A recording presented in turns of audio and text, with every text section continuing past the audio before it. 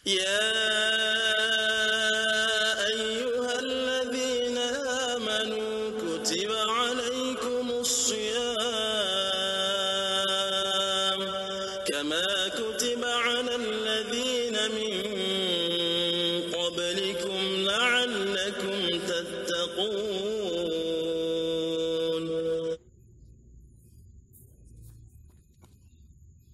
Yang membatalkan puasa adalah yang pertama memasukkan sesuatu ke salah satu lubang yang 5. Memasukkan sesuatu ke salah satu lubang 5, lubang mulut, lubang hidung, lubang telinga, lubang buang air kecil, lubang buang air besar. 5. 1, 2, 3, 4, 5. Baik, kita rinci satu demi satu.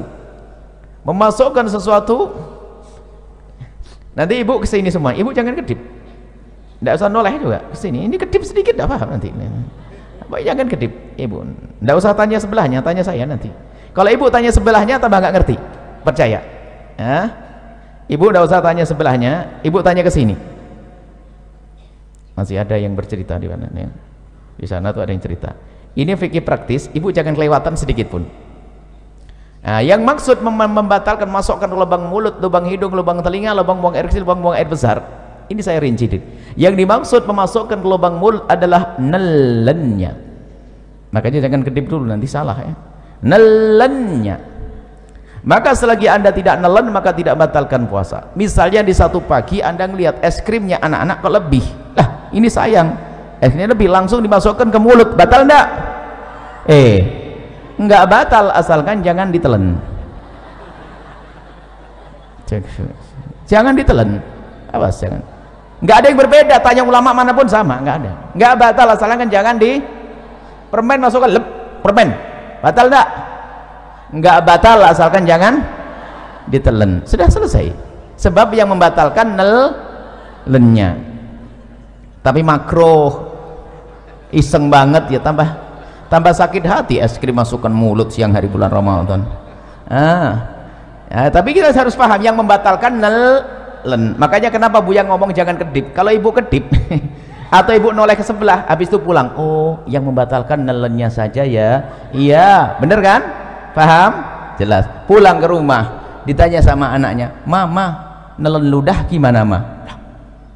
Saya tadi ngobrol. Makanya jangan ngobrol kalau ngaji, nggak usah tanya ke tetangganya.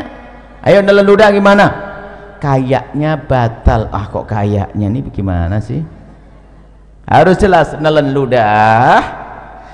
ludah itu tidak membatalkan puasa dengan catatan ada 3. Jadi nelen ludah itu tidak membatalkan puasa asalkan ada catatan 3. Yang pertama, ludahmu sendiri. Sudah, tidak usah bingung kalau belajar dengan kami. Ibu matanya ke sini aja, ibu gak usah bingung, nanti ibu paham sendiri. Nggak usah bingung, nggak usah. Saya pikir yang paling mudah itu ibu paham gampangnya.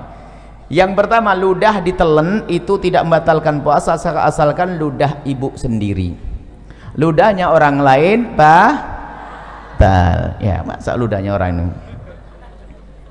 Ya cuman kalau ngomong ludahnya orang lain itu jangan dibayangin ada ludah di meja langsung itu jorok banget itu. Anda memang belum belajar bagaimana keharmonisan dalam rumah tangga. Ya mungkin sekali seorang suami kalau ciuman kan nggak batal puasa, tapi kalau tertukar lidah suami sama istri, pak, ya gitu loh contohnya yang indah. Contoh kok jorok banget. Rumah tangga model apa itu? Jadi kan tertukar ludah, batal tidak? Batal karena bukan ludahnya sendiri. Jadi kalau ludah orang lain batal. Yang kedua, ludah ditelan tidak membatalkan puasa asalkan ludah masih ada di dalam mulutnya. Tapi kalau ludah itu ibu iseng mulai pagi sampai siang dikumpulkan di gelas sampai dapat setengah gelas, masya Allah, taruh di kulkas dingin. Setelah itu ibu minum di siang hari, batal enggak? Batal karena sudah keluar dari mulut. Kalau sampai enggak paham omongan yang begini, masuk SLB, dibuat yang gampang begini. Maka jangan noleh-noleh, sudah saya bikin yang paling gampang. Yang ketiga, ludah itu ditelan tidak membatalkan puasa asalkan ludahnya masih asli, belum bercampur dengan yang lainnya. belum campur sama permen, belum campur sama kopi, belum campur sama es krim. Jelas baik, kalau saya punya ludah begini saya telan, tidak batal puasa saya karena ludah masih ada di mulut saya, ludah belum bercampur dengan sesuatu, dan ludah saya sendiri. Selesai? Baik, sudah jelas yang pertama, nggak usah bingung. Berarti kalau ditanya anaknya, ludah batal enggak Mi? Jelas tidak, asalkan begini. Sebab ada orang ditanya, Ustadz, nelan ludah batal enggak? Kayaknya enggak. Kayaknya enggak. Ini fikih apa itu? Nelan enggak salah itu? Kayaknya enggak. Enggak ada, harus tidak. Begitu, selesai. Kemudian setelah itu masukkan lubang hidung. Nah, masukkan lubang hidung. Memasukkan ke lubang hidung membatalkan puasa. Langsung ada yang stres. Pengajian paling tidak enak. Kenapa Ibu? Saya punya hobi aduh, ini gimana ini? Nah, makanya kalau ngaji lanjutin, jangan ngobrol, jangan main HP. Ngaji main HP ketinggalan dengan ngobrol sama Tuhan. Nah, yang dimaksud membatalkan puasa, memasukkan sesuatu ke lubang hidung adalah jika sesuatu itu telah kita masukkan sampai kepada batas yang seandainya yang kita masukkan itu air, kita akan merasakan panasnya gerak bagian atas, ya enggak?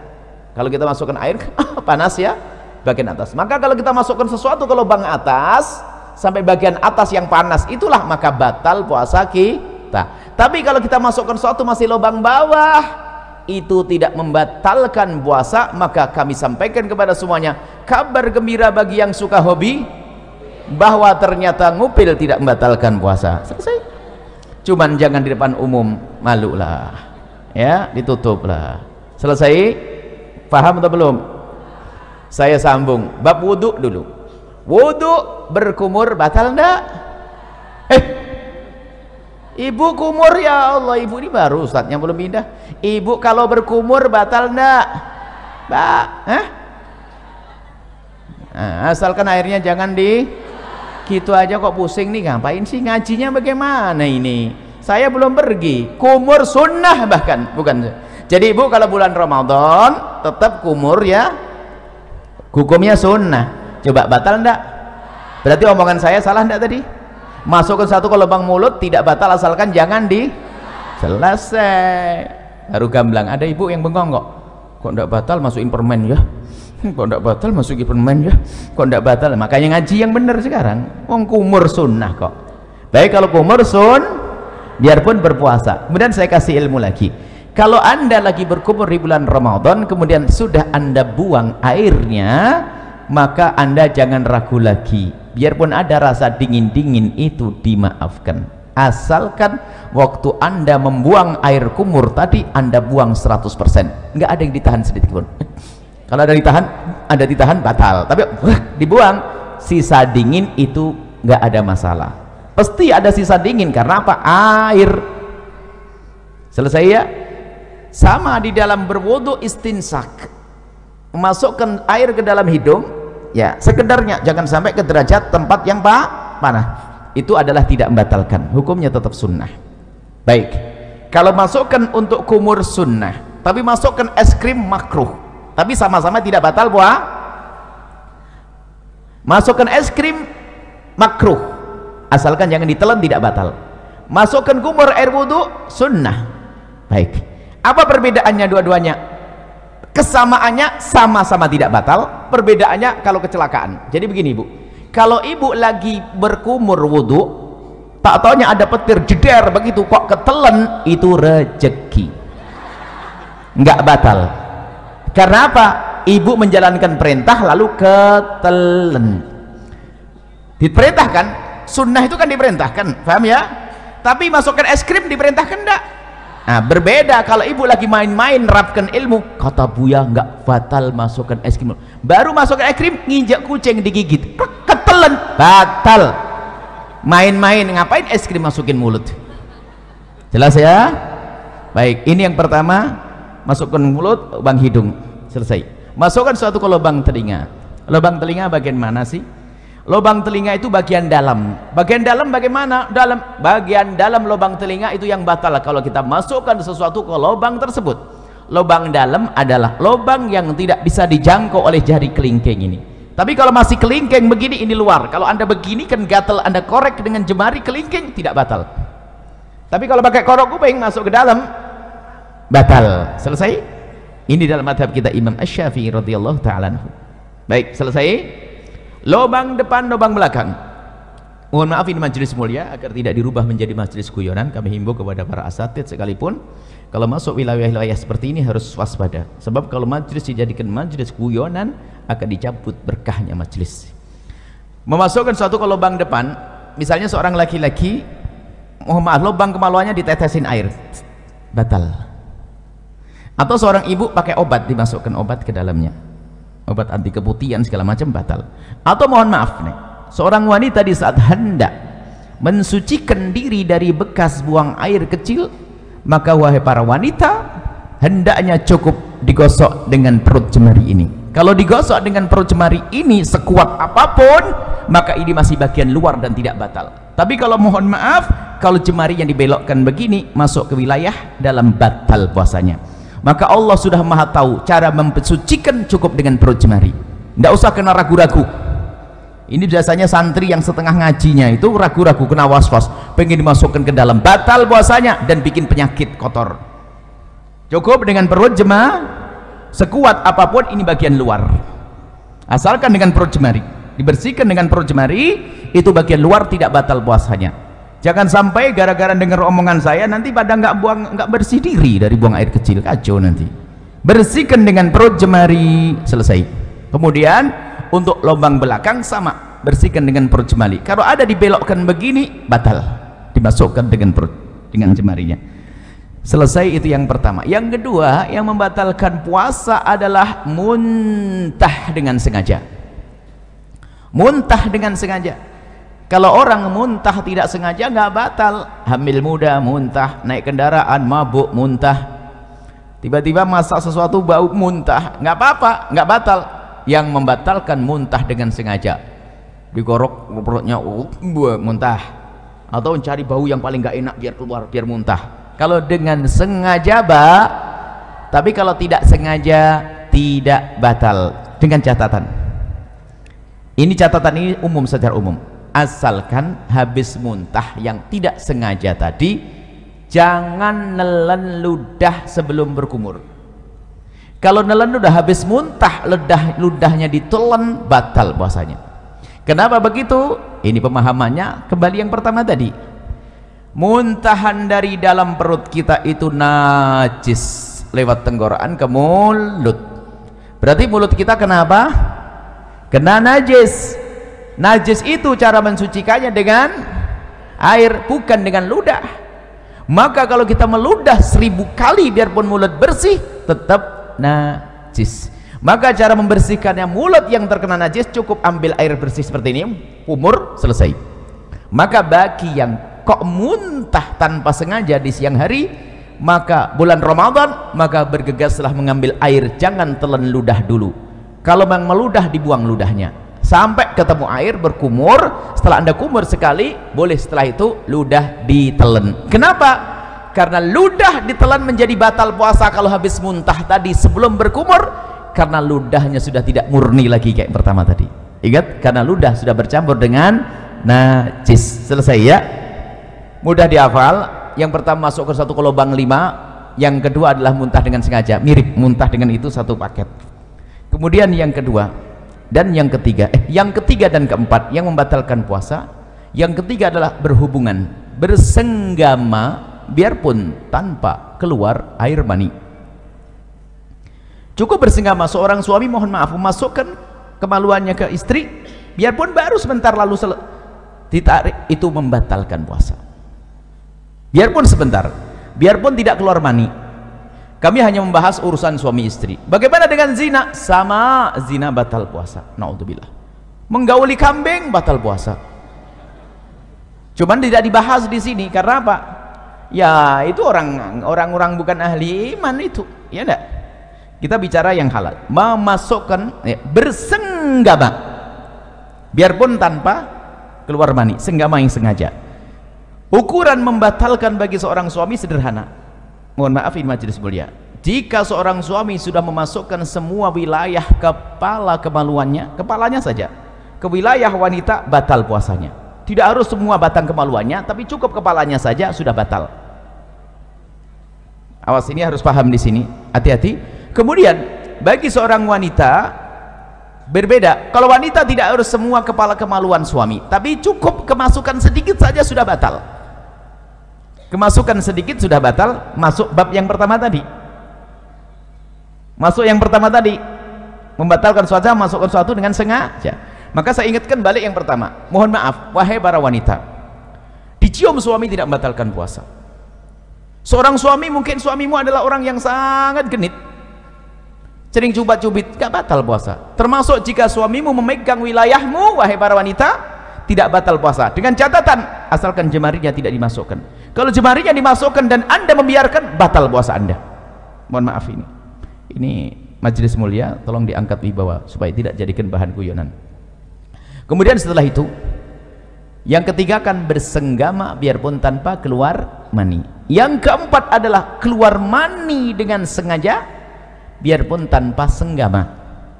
Keluar mani dengan sengaja, mohon maaf, naudzubillah, mungkin dengan onani, dengan apa, sengaja mengeluarkan mani, maka batal puasanya. Tapi kalau keluar mani tanpa sengaja, tidak batal puasa. Mungkin seorang lagi tidur di siang hari, ternyata mimpi basah, dilihat ada air mani, maka tidak batal puasanya. Selesai. Jadi keluar mani tanpa sengaja, biarpun tanpa senggama. Selesai. Dapat berapa? 4. Sekarang 5, 6, 7. Biar ngafalnya gampang. 5, 6, 7, haid, nifas, melahirkan. Satu paket.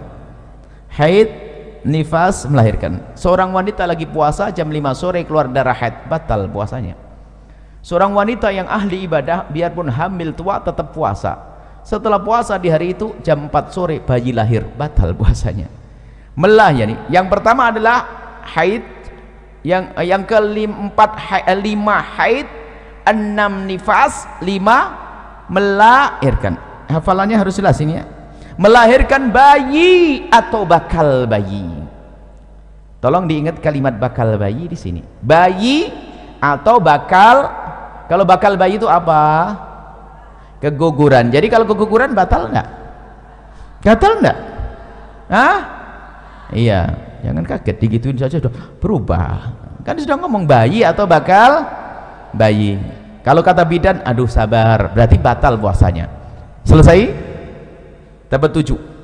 Yang ke-8 sendiri. Yang ke-8 adalah hilang akal. Hilang akal. Hilang akal ini ada 3 martabat, ada 3 model. Yang pertama adalah gila.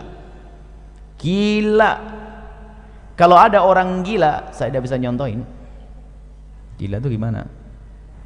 Gila, misalnya lagi ngobrol begini kok tiba-tiba gila, batal puasanya. Biarpun gilanya sebentar. Lagi ngobrol tiba-tiba gila sebentar, batal puasanya. Gila membatalkan puasa. Hilang akal martabat yang kedua adalah pingsan. Hilang akal tidak pingsan? Pingsan membatalkan puasa kalau pingsannya itu sehari penuh. Habis sahur pingsan, sadar-sadar isya. Puasanya batal. Karena apa?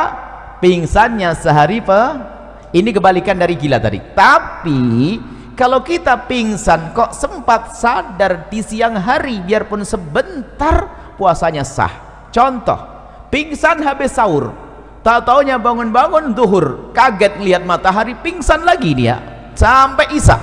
Puasanya sah atau tidak? Sah atau tidak? Sah, karena sempat sadar biarpun sebentar. Selesai. Hilang akal yang ketiga, tidur. Tidur ini tidak membatalkan puasa biarpun tidurnya sehari penuh. Habis sahur tidur, bangun-bangun isya. Bukan kerbau ini. Kalau kerbau masih suka bangun itu. Kalau ada orang tidurnya kayak begini, tidurnya apa nggak tahu. Bangun habis sahur, tidur, bangun-bangun ini, puasanya sah atau tidak? Sah atau tidak? Ya sah lah Bu. Ini kan bukan bab sholat Ibu, ini bab puasa. Kalau bab sholat lain cerita nanti ya. Lah kalau orang tidur beneran ya sholatnya nggak dosa kok. Orang tidur tuh termasuk udurnya sholat kok. Cuman ya keterlaluan, masa ada orang tidur kayak begitu. Baru sholatnya dikodok nanti. Tapi yang nggak sah itu sengaja, saya mau tidur nggak mau sholat. Nah ini nggak bener. Orang namanya tidur, ada tidur berapa tahun, 350 tahun ada kok, ya kan? Baik, jadi tidur tidak membatalkan puasa. Sama-sama hilang akal ya, harus paham. Hilang akal ada 3 model. Yang ke-9 adalah murtad. Murtad itu misalnya mengatakan Nabi Muhammad bukan Nabi, atau ada Nabi setelah Nabi Muhammad, atau Quran bukan wahyu dari Allah, atau merendahkan syiar, merendahkan adzan, merendahkan puasa, merendahkan haji, merendahkan surga, merendahkan neraka. Itu murtad, keluar dari iman. Kalau orang murtad langsung batal puasanya. Saya urai dari yang pertama, setelah itu jangan mikir lagi setelah itu apa yang membatalkan. Yang membatalkan hanya 9. Yang pertama, masukkan satu ke lubang 5. Kedua, muntah. Seiring ya, muntah huruf usar masih di sini kan, lubang 5 kan sini, 1, 2, 3, 4, 5. Muntah masih di sini. Yang kedua muntah. Yang ketiga dan keempat, bersenggama dan keluar mani. Bersenggama tanpa keluar mani. Yang keempat, keluar mani biarpun tanpa senggama. Hafal? Hafal belum? Kalau tidak hafal, tidak dilanjutin ini. 5, 6, 7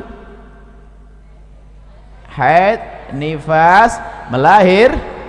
Yang ke-8 hilang akal. Selesai. Hilang akal ada 3 model. Yang ke-9 apa? Murtad. Selesai, jangan mikir lagi setelah itu. Nah, kalau nanti ada yang bertanya, yang jawab temennya. Baik, saya coba, saya uji, saya tes.